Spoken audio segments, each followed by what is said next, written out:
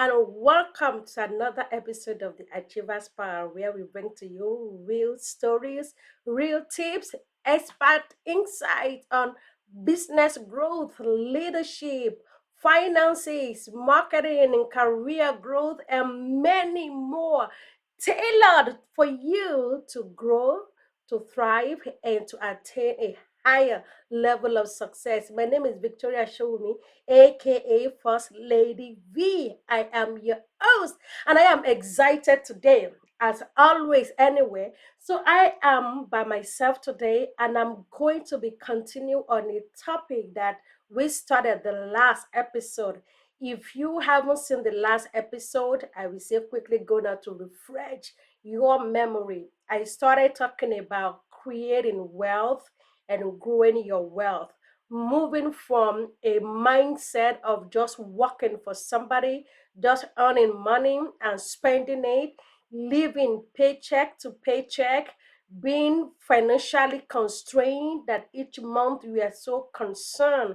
You are so bothered about how you are going to pay your bills, how you are going to live life, that you do not have the flexibility. That's what I started in the last episode, and we are going to be bringing in some guests as well to be talking about finances, because this is very crucial to your life, your future, your health, everything, peace of mind.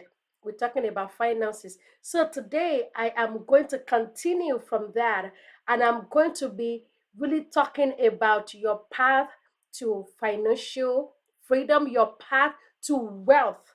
When you talk about millions, all right, six figures, seven figures, eight figures. Let me tell you, it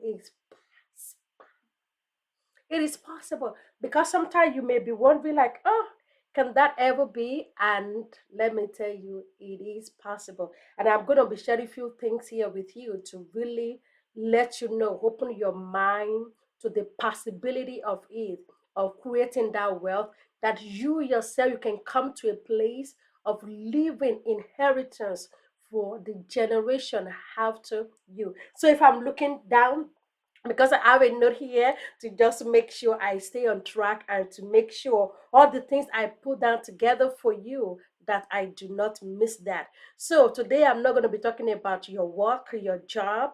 No, I'm not talking about that. And I know you might have a good paying job, but let me just say this: whichever job you do, you are always capped at a salary, except if you have a financial stake in that company you are working for. Maybe you have shares in that company. But outside of that, if you are just an employee, you are just a staff that clock in, clock out, there is a cap to your salary. And you would know, if you are, once you are they are hiring you, they will let you know the minimum, the maximum. So you are going to be in between until you reach the cap. And once you reach there, that probably maybe after you put in 20 years before you get to that cap. Yes. So, but we are not talking about that today. I'm going to be talking about different paths, the surest, some surest path to that wealth. So, if you are somebody like me, you know that there is so much that God wants to do through you. You are someone with a big vision, big ambition. There's so more that you know that you can do with wealth. I'm not talking about, just having money for having its sake and just maybe floundering your money around, but I'm talking about people with the mind of making change, on doing something that have impact in the lives of people. If you have such a big heart for that, let me tell you, it is possible.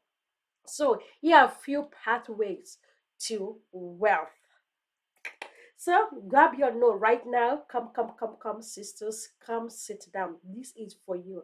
These are golden nugget that I'm sharing with you. Number one, inheritance. I know you'll be like, oh, how is that possible? Inheritance. Not a lot of people. All right. And I think I got this. They said only 21% of millionaires. This is a study by Fidelity in 2023. Only 21% of millionaires, received their wealth through inheritance. 21%.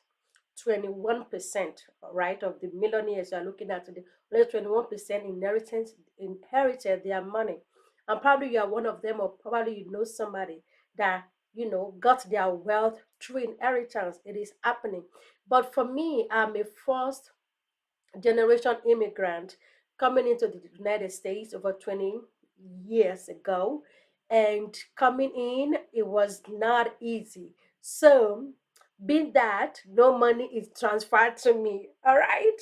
So, but now I'm in a place where I can leave inheritance for my children. I struggled through school.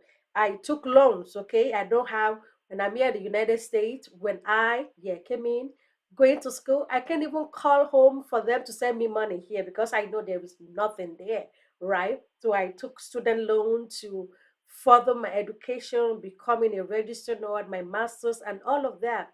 Some people they don't have to get loans to go to school, but being a first generation immigrant, I have to. So some people come into wealth being transferred to them through inheritance, their parents. I have friends those days that their money is through their grandmother, all right, transferred to them, already paid for their college, already put money in trust for them. So there are people like that. And let me tell you, out of the millionaires, it's only 21%.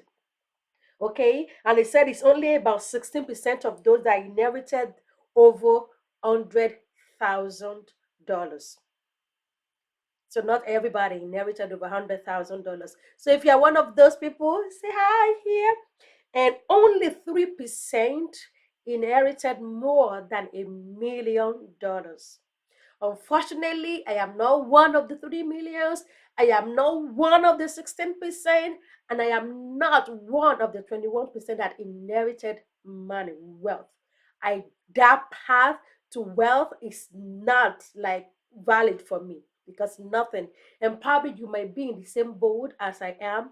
But that is not a path for you, but it's still a path for a lot of people that come into wealth. And that is why you cannot compare to yourself to other people. Because if you have people that come into wealth that they're not really ambitious or doing things, don't compare yourself to them because you don't know if they have money in front. Some of these people they will have their money, in front, in trust, and all of that, and they can be taking money out. You do not want to compare yourself to them. They can choose not to work, they can choose not to do certain things, but my dear friend, you cannot compare yourself to them.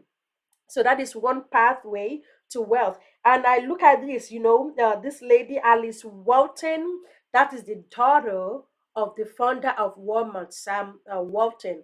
And this woman, be talking about, she is a billionaire, but she came into wealth, inheritance. So if you have that path and you already have funds for you that pass on to you, I think from here, what you can do, which is another point that is taking me to, is investment. Is investment. And this is where you have to be smart about investing the resources that you have. You have to be very smart with investing. And a lot of people they start investing, and that is why I tell people you may have the mind of starting a business or doing something, but sometimes you have to start working for somebody, start getting that money, and that now you now use that money to grow wealth, to make wealth. The money you are getting from your paycheck, you work 9 to 5, whatever schedule, the money you are getting from that is like a seed. And so if you pay attention and you are able to invest that little that is coming in as a seed, you are able to invest, you are able to seed it very well. That is what is going to yield for you. And sometimes I'm just so, I'm so appalled when I see people, all of their income, whatever they, whichever work they're doing, they get everything, they spend everything, and even spend what they don't have. Please don't compare yourself to people, like I said. Some people may already have wealth for them that they can spend and don't feel it. But if you're somebody who is trying to grow your wealth and you are starting from you working for somebody, and you know that working for somebody Your future is not guaranteed. You're going to be capped. You probably may never make that $1 million. Then you need to use part of what you're getting as a seed, as an investment into your wealth. Never spend 100%. If you are working for somebody, listen, come. Never spend 100% of what you are earning. So, and sometimes people like, you don't know my bill, you don't know how much. If I may not know how much your expenses and all of that, but let me tell you, you can cut down on necessities. You can cut down on some things. There was a time in our lives when we were still back in New York. We were living in a four-bedroom house. We were in a four-bedroom house. I mean, it was so good. Everything was pleasant. But we came to a time like, if we continue like this, because we're like almost down to one income. If we continue like this, it's not going to be 5 years from now. It was not going to be a pleasant situation. It was, I mean, you don't really want to believe it. We downsized from a four-bedroom house. Then we still have two kids. And actually, we have another one coming on the way. We downsized from a four-bedroom house in New York. I mean, where we have like three floors, we downsized to two-bedroom apartment. Unbelievable. Honestly, like unbelievable. But we made it work because we know we cannot live above our means. We cannot live struggling every month. You have to come to a point where you are able to do away with certain things. It's a temporary sacrifice because you need that seed for your wealth. So, talking about investment now, from whatever you are making, another way of growing wealth, path to wealth is investment. And you have to be very smart about investment. Let me tell you, I don't believe in growing money quickly. That is a false pretense. If somebody is saying bring $10,000 today, next year it's going to be $20,000. Let me tell you, it is. If they said if it's too good to be true, then it is too good to be true. Don't fall a victim. So take time to understand what you have, and if you have over $100,000, then you must get a financial advisor to help you look into what you can invest in. They're talking about index funds, ETF, those things, because you are trying to not put all of your eggs in one basket. So investment, smart investing is another part to grow. I attended a class some times ago about forex investment, and I love it.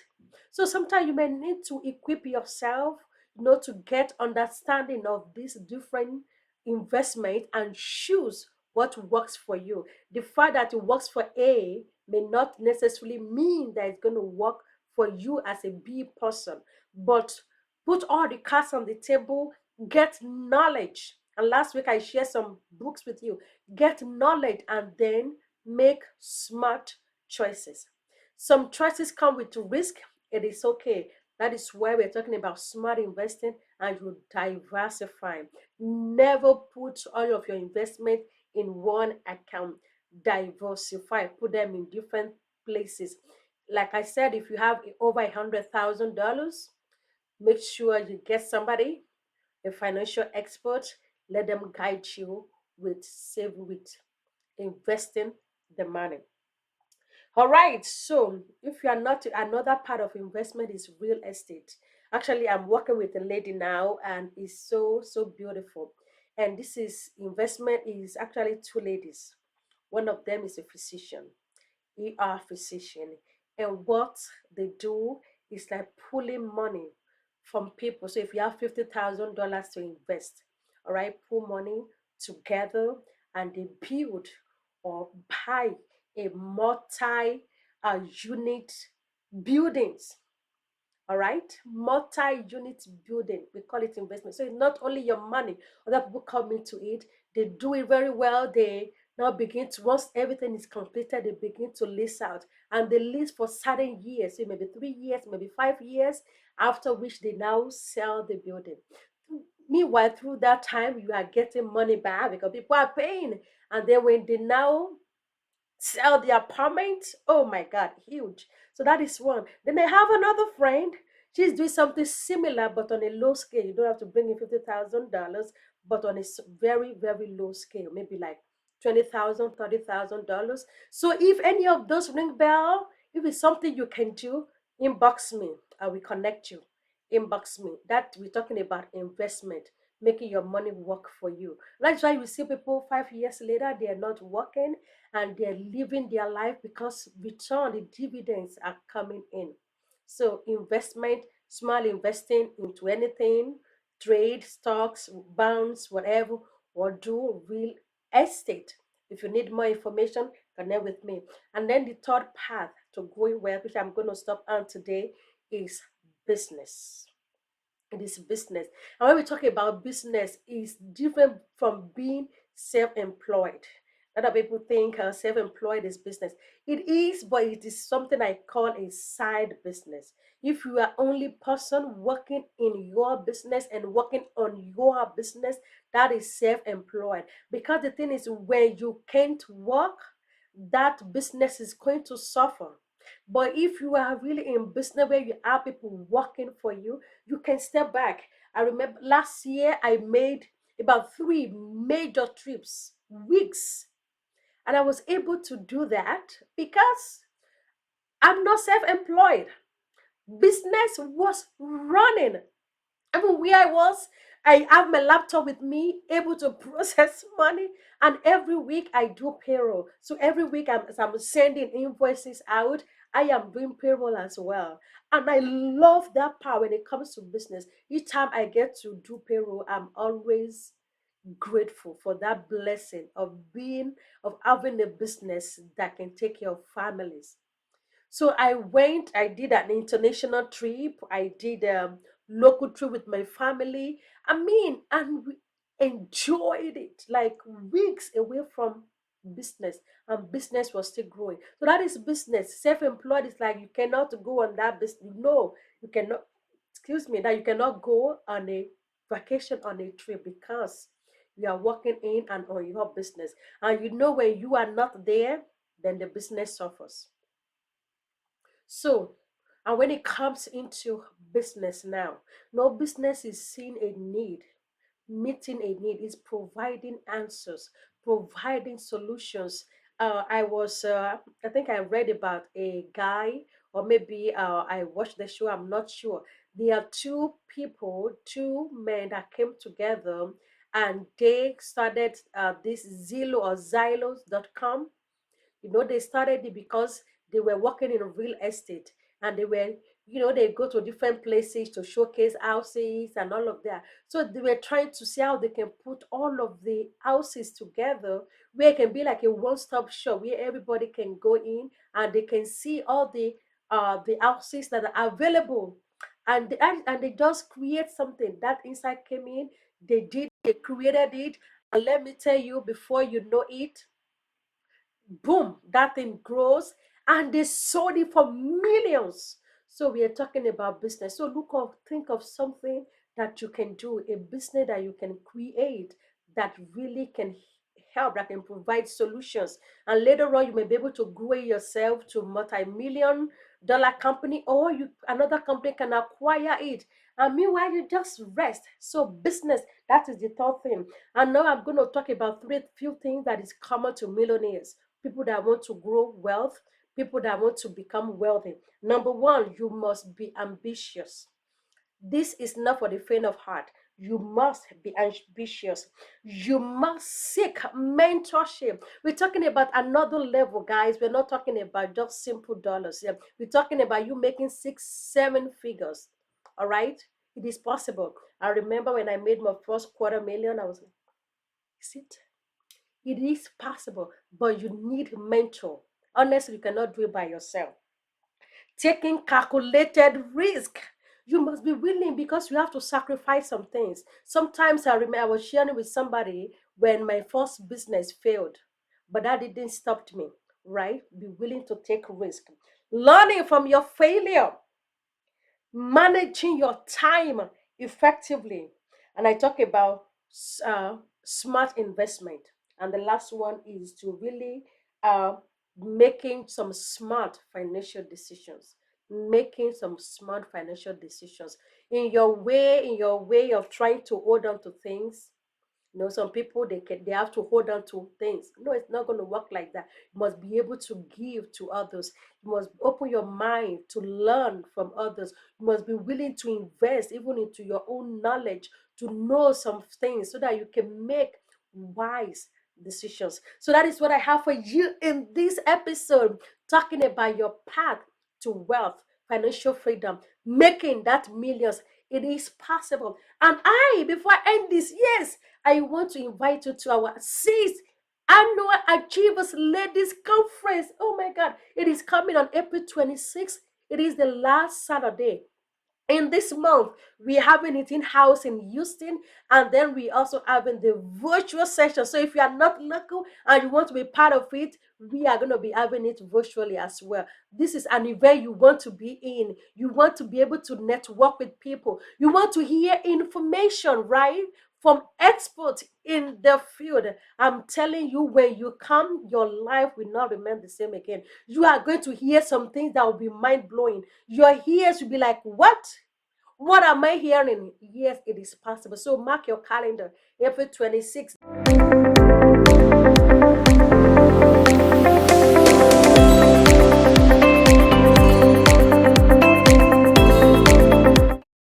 And if this has added value to your life, please make sure you subscribe. Please subscribe, share with a friend, and make sure you leave a comment. Turn on the notification bell. And if there's any topic you want to know more of, leave that in the comment as well.